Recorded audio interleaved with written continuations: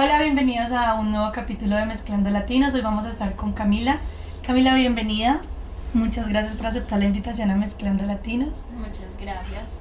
Camila, cuéntanos. Colombiana, obviamente. Colombianísima. ¿De qué parte de Colombia eres? De varias partes. Porque nací en Bogotá, pero al año me crié. Bueno, mis papás se fueron a Bucaramanga. Me crié en Bucaramanga y me fui a vivir a Medellín 4 años a hacer mi universidad y luego me devolví a Bogotá O sea, a trabajar. bien colombiana, Bien sí. colombiana. 100%. ¿Y cómo llega Camila a Estados Unidos? ¿Qué pasó en Colombia? ¿O qué te trajo a Estados Unidos? A ver, mi historia con el tema de Estados Unidos surge desde muy pequeña, porque la primera que migra es mi hermana mayor, así que ella despierta. Yo soy la cuarta de tengo 5 hermanos. Ella migra porque toda la parte económica en aquel tiempo estaba súper mal. Y bueno, mi hermana pues despierta como ese sueño de vamos a migrar para un mundo mejor, para mejores oportunidades. Y con mi hermana empezamos a buscar ese sueño, pero lastimosamente pasa el tiempo y a mí me niegan 5 veces la visa. ¿Qué tal fueron esas presentadas? Fue horrible, fue como al final decir, no quiero ir para allá, Mejor no voy. Así que mi historia... ¿Puedes contarnos un poquito? Porque sos la segunda persona que conozco que se ha presentado tantas veces. ¿Y cómo es eso? ¿Qué crees que falló? ¿O desde la primera a la última, qué cambios hubo? Bueno, que mi hermana, pues en ese proceso de buscar su proceso legal, ¿no? Su vida legal, pues queda una temporada en stand-by, como, ¿sí? Y pues obviamente eso nos castigó a nosotros. Digamos que esa situación nos termina afectando, pero ella siempre trató de hacer pues como las cosas bien y logró su situación legal. Y ya, pues ya cuando yo empiezo a hacer mi universidad yo desisto del tema, pero sí hay varios giros ahí en esta historia, y es que finalmente yo quería venir. Mi hermana estaba acá, mi sobrina que amo con todo mi corazón, mi papá se viene a vivir acá,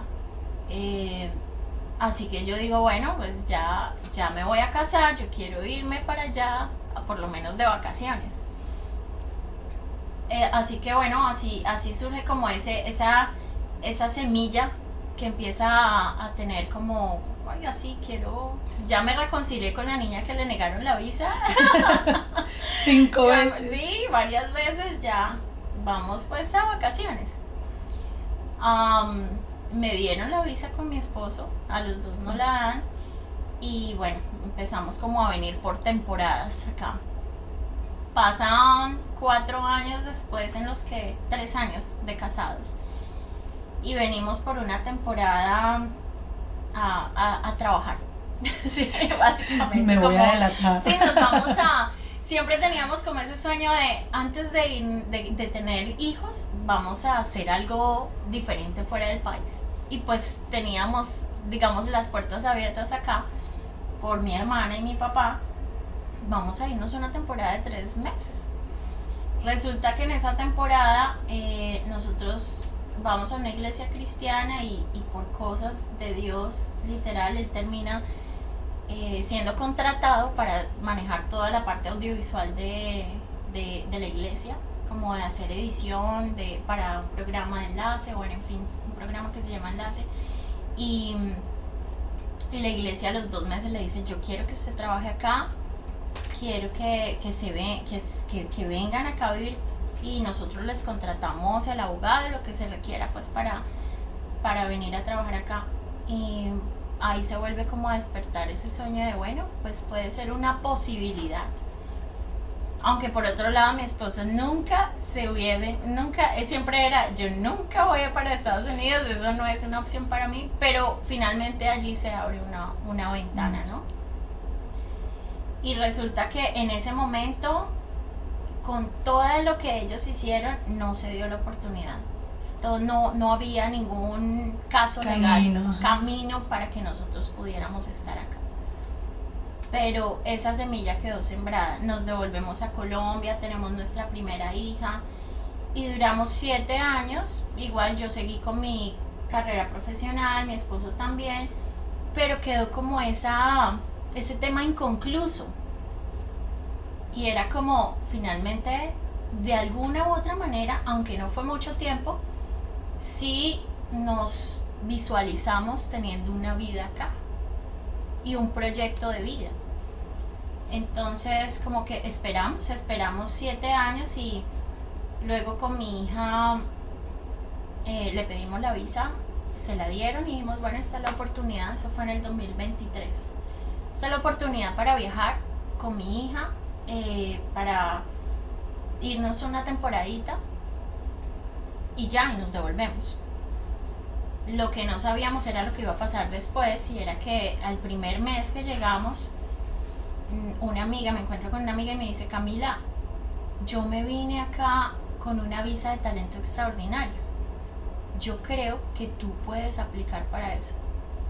Y yo, ok, bueno, pues nada, si quieres te paso me dijo, si quieres te paso el dato de mi abogada, vayan, revisen, quién quita. Entonces la abogada me dijo, bueno, páseme sus hojas de vida, tenemos cita mañana.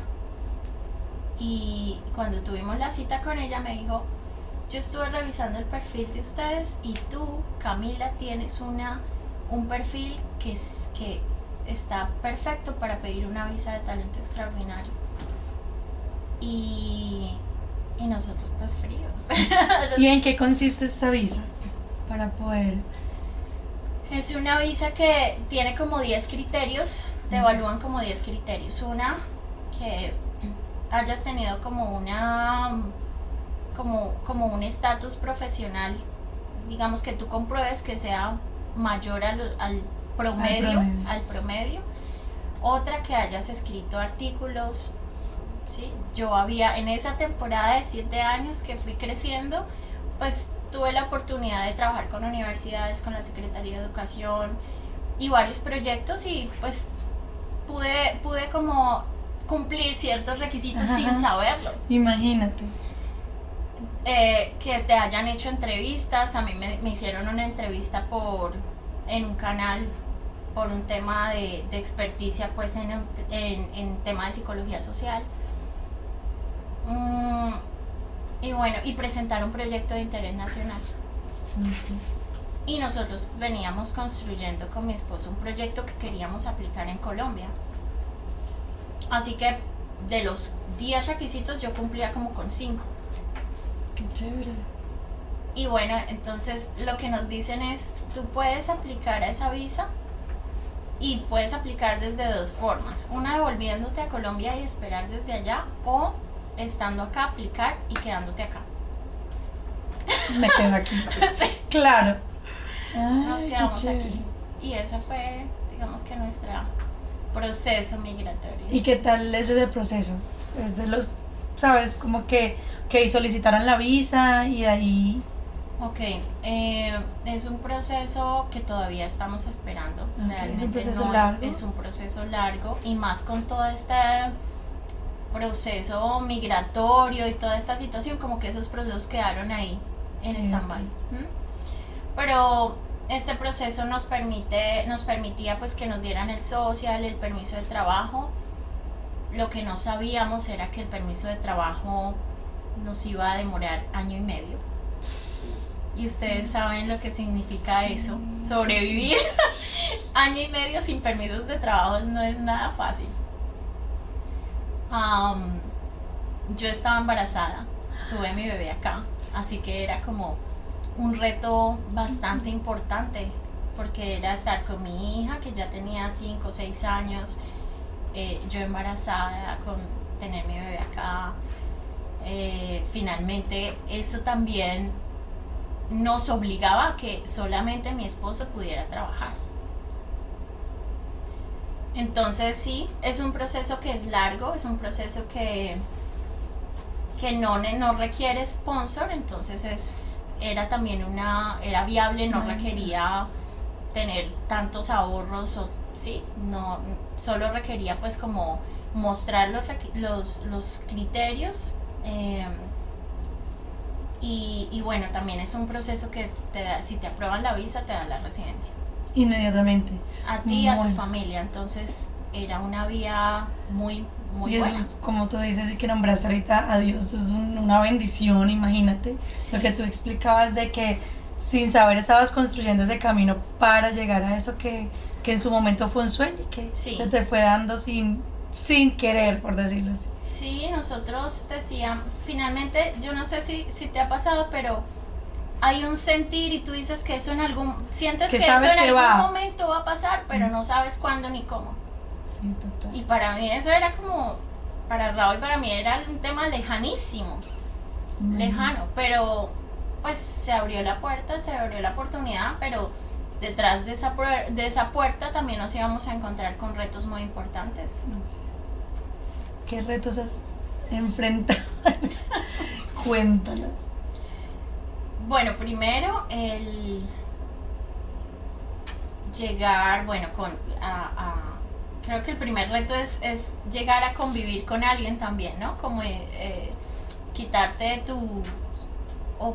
estar en tu zona de incomodidad en medio de todo, donde habías construido una familia con tu privacidad, tu cultura y todo, y tener que llegar a empezar a compartir con otras personas que, aunque amas, pues tienen su cultura, sus dinámicas, y eso lo hace difícil un poco. Adicional, yo embarazada, que estaba con 1000 emociones hormonales y demás, entonces eso fue un reto muy importante, y duramos 3 meses compartiendo vida con mi papá. Fue muy lindo, gracias a ellos pues se hizo también amena la situación, pero igual dijimos, tenemos que dar el salto a buscar un apartamento, y si Dios nos trajo acá, Dios nos va a respaldar.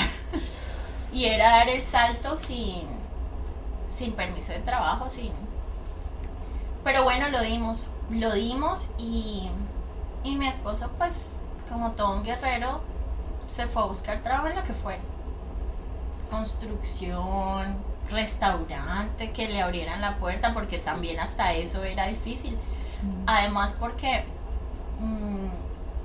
creo yo que nos encontramos ante esta realidad, y es que Jacksonville no es la misma dinámica que pasa, no pasa lo mismo en cuestiones laborales como lo que pasaría en Miami, ¿sí?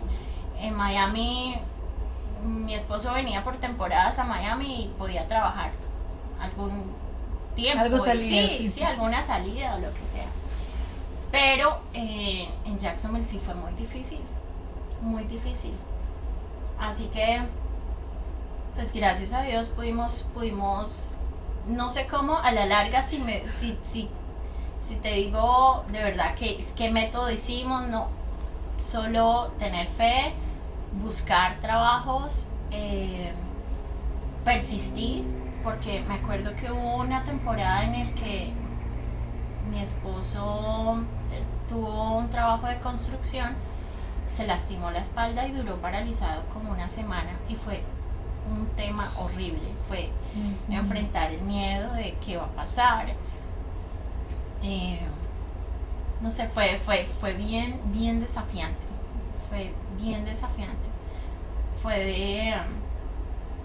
también hablamos con mi esposo del soltar el control, porque tú en Colombia, en mi país, pues uno finalmente sabe dónde buscar trabajo, uno sabe y muchas pues ya tienes cosas, tu campo, cómo, por decirlo de alguna moverte, manera. Sí, pero acá tú no sabes nada, o sea, nada es nada. Sí. Así que empezar desde ceros no es nada fácil. Sí, mirar, no. Y más lo que tú decías de que venían con sus carreras y siempre ha estado como ese tema donde está el profesional en su país y llega aquí, y ese empezar de cero emocionalmente es muy de cero, ¿sabes? Es como que aprender a hacer oficios que seguramente en Colombia no iban y te chocas mucho con esa partecita, pero también creo que eso es algo como muy enriquecedor de alguna manera, esto te va fortaleciendo y te va abriendo como una oportunidades obviamente, pero te va haciendo como valorar también de alguna manera cada suceso, cada situación que se te va presentando. Eso que tú dices es súper clave porque algo que aprendimos nosotros es el tema de la humildad. Porque cuando uno migra, cuando uno se siente tan vulnerable, porque es llegar a un nivel de vulnerabilidad donde a dónde llamo, a quién le pido, a quién le pido ayuda, Sí, total. a quién le pido un tema, así como un consejo. No es sentirse tan vulnerable que creo que es en ese momento en el que uno lo único que puede hacer es mirar arriba y decir, Dios. Dios te necesito.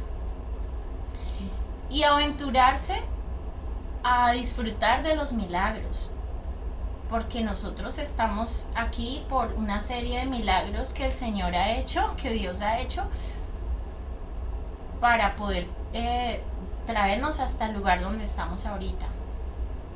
Y en esos milagros incluye las amistades que nos ha dado. O sea, milagros de personas que... Esos ángeles que se nos Esos van ángeles atravesando. que se nos van atravesando y que nos permiten, nos dicen tranquila. Una persona nos dijo, esto puede durar 2 años, es la estadística, 2 años, Dios mío. 2 años, pero mire, nos decía, a los 2 años ustedes ya logran un punto de equilibrio. Y así que nos aferramos, listo, Vamos, 2 años, vamos. 2 años. 2 años en los que claramente uno ya se empieza a sentir más parte de este territorio, ya uno empieza a amarlo, ¿no? Porque si uno no ama este territorio, finalmente sí. yo creo que si tú no empiezas a amar el lugar donde estás, pues no va a dar fruto muchas cosas que tú estás haciendo acá. Sí. Así que con mi esposo utilizamos esta terapia de agradecer por lo que no teníamos y lo que teníamos, de hacer que mi hija también pudiera transitar este proceso migratorio. ¿Qué tal? De una manera. ¿Cuántos años tenía bonita. cuando llegó? Ella llegó a los 5 años. Ya está grandecita. ¿Qué tal fue para la niña esa transición de la que hablas? Nosotros nos encargamos de que esa transición fuera lo menos nociva para ella. Esa era nuestra meta. Sin ocultarle un mundo ficticio, o sea, sin mostrarle un mundo ficticio. Siempre hemos tratado de ser claros con ella,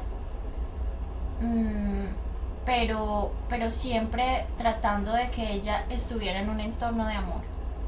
Y si nosotros sabíamos, si nosotros asumimos esto con valentía, diciéndole, sí, esto nos angustia, nos preocupa, pero enfocados en que íbamos por una meta, finalmente ella va a saber que los momentos difíciles se pueden asumir de una manera diferente, sin descontrolarse, ¿sí me entiendes? Como finalmente una premisa o algo que tenemos nosotros como familia es cuidar siempre nuestra salud mental.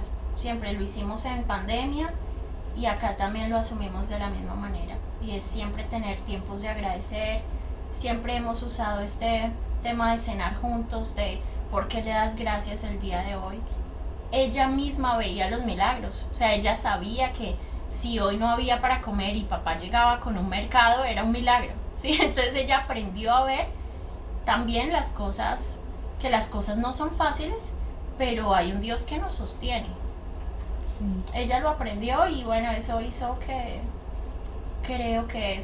las cosas fueran diferentes para ella, que ella transitara el proceso migratorio, que pudiésemos hablar claramente de lo que sentíamos. Creo que lo más difícil de transitar unos procesos de dificultad es cuando tú no eres capaz o incluso no puedes hablar de lo que sientes, de que esto me cuesta, esto me dolió, esto me está doliendo, esto me preocupa. Así que bueno, con mi esposo hemos tratado de siempre tener espacios en familia para hablar de esto, de qué es lo que estamos sintiendo, de validar nuestras emociones y decir, bueno, sí, está muy duro, esto está heavy, pero unidos podemos hacerlo. Lograr. Sí, siempre le hemos dicho, o sea, así estemos en la calle, estemos en lo que sea, pero si estamos unidos y en amor, esto lo puede soportar.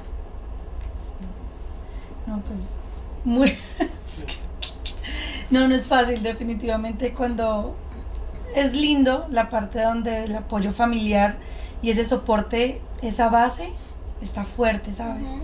Creo que eso es lo que hace que lo que tú dices de que todo valga la pena, de cuando te enamoras, cuando le coges cariño, porque no es fácil llegar a un sitio donde muchas veces nos sentimos rechazados. No sé si en algún momento de pronto sentiste ese rechazo, ya sea por el idioma, por tu nacionalidad, lo que sea, de las maneras en que recibimos a veces ese rechazo. Uh-huh. Cuando estamos fortalecidos desde casa, creo que es mucho más llevadero todos los procesos. Total. Creo que hay algo que hemos identificado acá como cultura, es el individualismo, el yo puedo solo, y nosotros estamos tratando de hacer algo contra cultura, y la verdad es que no podemos solos. Unámonos. La verdad es que si no camellamos juntos, pues esto va a ser mucho más difícil. Totalmente. Y hablando de este tema de si nos hemos sentido rechazados, de algo que sí ha sido duro para nosotros, es que no lo hemos experimentado así que nos haya dolido un montón, pero sí lo hemos visto, es que la misma competitividad, o no sé cómo llamarlo, que hay entre los mismos latinos, lastimosamente. Eso sí lo hemos experimentado, o mi esposo, por ejemplo, cuando iba a trabajar con los mismos latinos, algunos le hacían, o sea, eran muy rudos, como, es algo como así, no sé si sea eso, pero percibimos que es como, si a mí me tocó duro, a ti también. Sí. O sea, claro. yo no te lo voy a dejar muchos nos ha fácil, pasado, ¿sí? Sí. Y pues creo que no es la idea. Así es. Creo que es, obviamente, a todos nos toca transitar un camino de dificultad y de esfuerzo, porque finalmente toca. Nadie va a hacer por ti lo que tú tienes que hacer, ¿verdad? Eso es claro. Pero finalmente en comunidad, siempre si logramos tener una comunidad fuerte donde, oiga, venga, yo le ayudo, venga, hacemos equipo, siempre va a ser más fácil. Yo creo que ese tipo de situaciones, trabajándolas, analizándolo, ¿no? Un poco, como que las personas, sobre todo que llevan muchos años aquí, tienen esa mentalidad, ¿no? De que si a mí me tocó duro, y hoy en día la gente que está llegando con ese chip de no, venga, unámonos, hagamos, construyamos juntos, y creo que eso en su momento va a ser algo bien bonito. Eso va a ser bien bonito. Porque de verdad, sí he notado y he escuchado muchas esas historias, y es, obviamente es una realidad que toca traer, pero de que también le tengo mucha esperanza y mucha fe al tema de, espérame, Creo que nos pasaba esto, pero hoy en día todos estamos girando en torno al trabajo en equipo, al luchémosla juntos, tú en tu caso ustedes tienen lo de la escuela, que me encantaría que ahorita comentaras un poco sobre eso, pero que yo te pueda soltar mis hijos, eso es un apoyo que no a cualquiera, ¿sí me entiendes? Que antes no era tan fácil manejar, con temitas tan pequeñitos, y esa suma, creo que podemos ir haciendo una bola de nieve mucho más extensa y más en pro de trabajar en esa comunidad y por esa comunidad que está llegando día a día a los Estados Unidos. Claro, yo creo que también tiene que ver con la generación que ha venido, que ha llegado, ¿no? Una generación en la que hemos entendido que sí, es una realidad la competitividad, pero también hay otra forma de vivir, y es la cooperación. Y se está hablando ya en los negocios, en el marketing, ¿cierto? Con el tema del networking, pues. Y eso hace que nosotros digamos, sabes que sí, sí se puede, que sí, sí nos podemos unir. Creo que lo que tú dices es muy cierto. La vieja escuela hacía que todo fuera más difícil, ¿verdad? Pero yo creo que hay una esperanza y ese es el que otras personas, en que nosotros sigamos en esa contracultura y, y ver que esto sí se puede hacer unidos, que puede ser muy idealista también. Pero, no, pero se vale soñar. Sí, se vale soñar definitivamente. Pero creo que sí vamos por un buen camino de verdad respecto a eso. Y creo que el hecho del internet, las redes sociales, todo eso nos ayuda como que mi negocio es de las comidas, pero resulta que un día vi en el grupo una mamá puso como que clases de tenis, y entonces, ok, pero mira, no sé quién, no tengo con quién dejar al niño, no sé, vamos, sabes, como que antes era como que mira cómo lo hace, exactamente, y creo que el internet es un apoyo y un aporte súper importante, y que digamos que esa vieja escuela de pronto no contaba con eso también antes, ¿me entiendes? Como para no echarles como todo, que no era culpa de ellos, era como que no tenían tampoco las herramientas que hoy en día nosotros vamos teniendo, y que yo tengo mi negocio pero puedo apoyar el tuyo, y sabes, esa mezcla ahí bien bonita, interesante. Que puede surgir en Mezclando Latinos. Literalmente, ¿por qué no? Mezclando Latinos. Claro, este tipo de iniciativas creo que ayuda un poquito a refrigerar, como como a calmar ese tema de bueno, yo no puedo sola, estoy viendo otras historias y eso también lo alienta a uno como, bueno, voy a hacer las cosas diferentes. Sí. Creo que de eso se trata también el tema de las redes sociales y poder conocer otras historias, es bien bonito. Y hablando de ese apoyo, me encantaría también que todas las personas pues que nos ven, que sé que también con el tiempo vamos a ir creciendo y sé que muchas personas van a ir retrocediendo a buscar capítulos e historias, que nos contaras un poco son casi 2 proyectos en uno, el que tienen, pero me imagino que Raúl va a contarnos uno, no sé cómo lo vamos a manejar ahí, pero sí me encantaría pues que nos explicaras todo este proceso. Ok, nosotros tenemos un proyecto educativo que se ha venido cocinando desde hace muchos años. Empezando por en mi tema profesional, trabajando con proyectos educativos, trabajando con niños, con jóvenes, con temas de crianza también.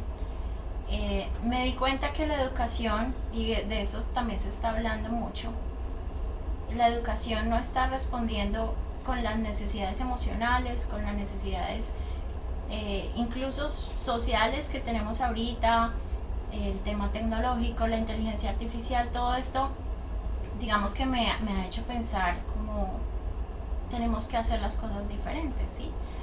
Con mi esposo, cuando pensábamos en qué vamos a hacer con nuestros hijos, cómo los vamos a educar, empezamos a ver diferentes alternativas y me empecé a encontrar con personas maravillosas que estaban haciendo homeschool y empecé a averiguar más de este tema, a estudiar sobre neuroeducación y me empecé a apasionar por esto de vamos a preparar una generación que pueda responder a los cambios que vamos a tener, que estamos teniendo y que vamos a tener en 5 o 10 años.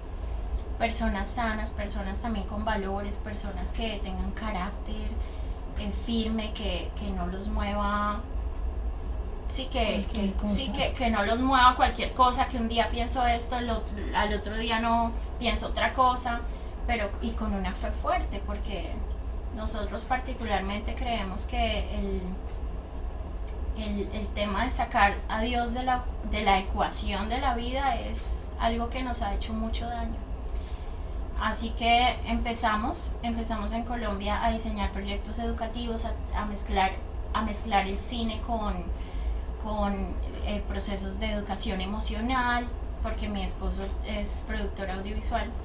Entonces, digamos que con todo esto llegamos acá y decimos ahora qué hacemos acá, porque acá la cosa cambia un poco. Sí. Mi hija entra al colegio y al final, ella entra a kindergarten y al final del año nos dice, mamá, yo quiero volver al homeschool. yo no quiero volver al colegio, yo quiero volver al homeschool. Y por otra parte nos dimos cuenta que finalmente el homeschool estaba dando resultados, porque mi hija fue la primera, no sabía el idioma, el inglés, fue la primera que aprendió a leer en inglés, fue la que dio su discurso al final de su graduación, pues, en inglés.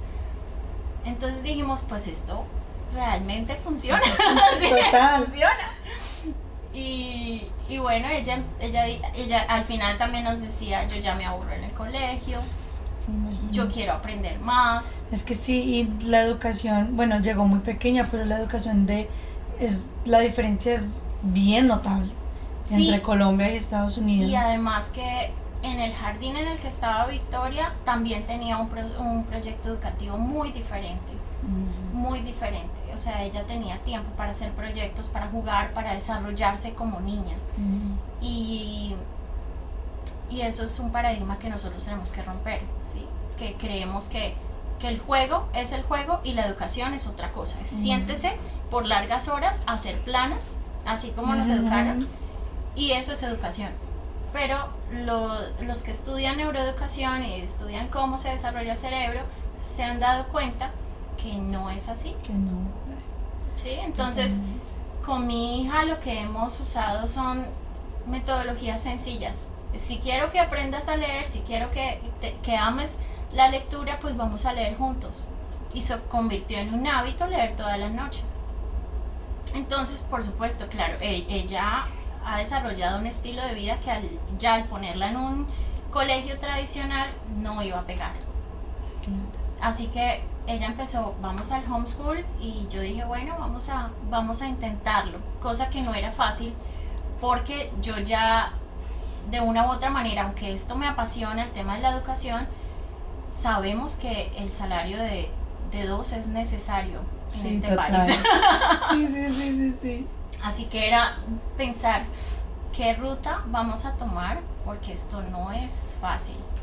Entonces, nada, tomamos la decisión de hacer homeschool y empecé a conocer personas que estaban, familias que estaban sufriendo porque sus hijos no querían ir al colegio, estaban sufriendo porque estaban sufriendo de discriminación, que estaban sufriendo porque porque las exigencias que tenían eran demasiado altas para lo que tenían en su inglés básico, pues, o sin inglés, ¿sí?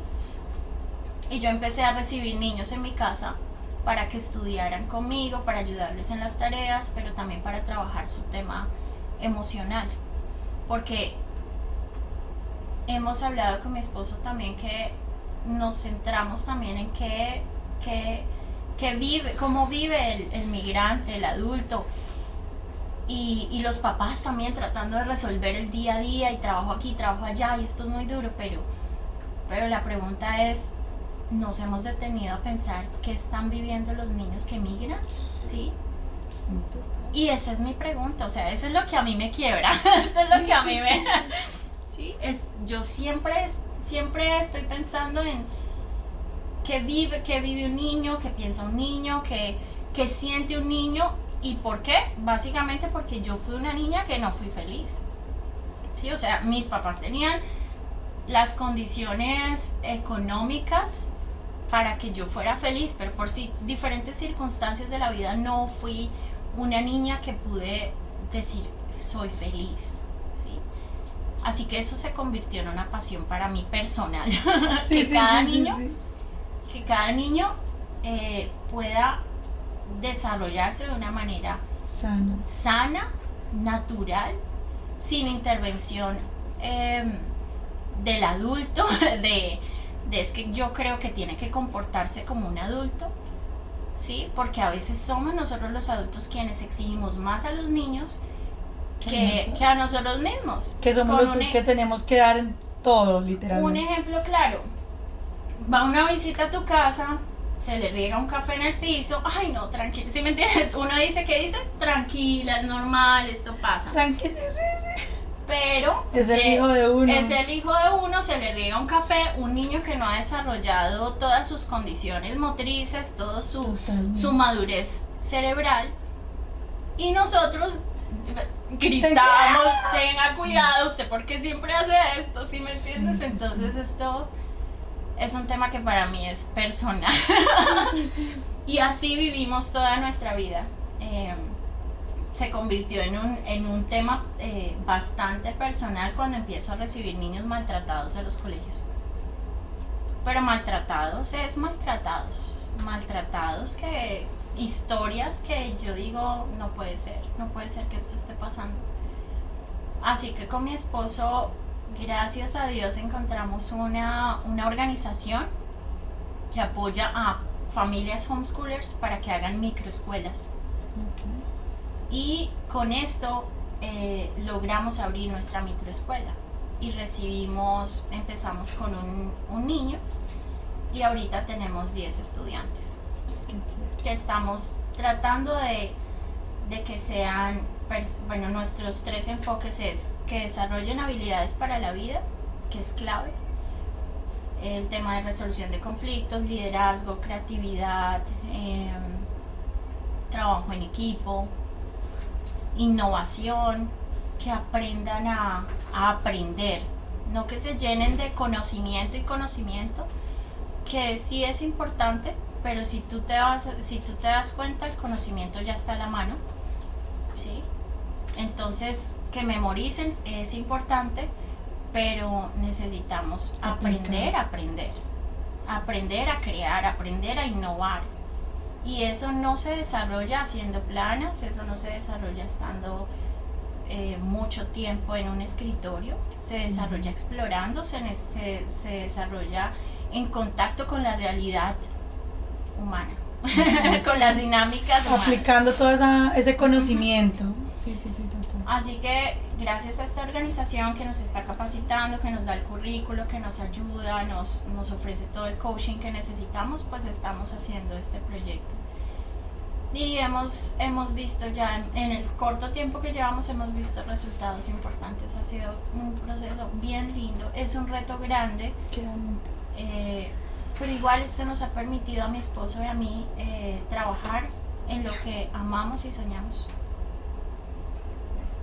Me encanta esto, creo que es un proyecto que de verdad espero que podamos, como que se crezca esta información y que muchas familias que seguramente no saben de esta opción y siguen de alguna manera sacrificando a sus hijos mandándolos a la escuela porque como que no saben, ¿sabes? Sí, y creo claro. que este es un espacio bien bonito para poder compartir y obviamente poner tus redes sociales y que Claro. las personas que les interese puedan contactarte y darles esa oportunidad de opción a sus niños. Que Sí. tú dices, creo que si empezamos a trabajar en ellos, en cómo de alguna manera librar ese proceso migratorio para ellos, también se va a hacer un poco más fácil y podemos evitar muchas cosas que hemos visto que lastimosamente pasan en este país con los adolescentes y ya con las personas jóvenes o adultos jóvenes, por decirlo de alguna manera. Camila, muchísimas gracias, muchas gracias por abrirnos tu corazón, porque lo que hablábamos ahorita no es fácil exponerse, no es fácil abrirnos a otras personas, pero también sé que todo esto es en pro de seguir creciendo como comunidad y siempre buscar lo mejor para todos como latinos. Muchísimas gracias por venir. Muchas gracias por esta invitación, de verdad para mí es un honor poder venir, es un honor poder contar también, abrir mi corazón, porque aunque da miedo, aunque da temor, finalmente es una historia que puede inspirar. Así es. Y si eso Claro que sí, yo estoy segura vale que la sí. pena, si Que eso sí, pasa vale la pena. Exactamente. Muchas gracias. Muchas gracias a ti, Camila.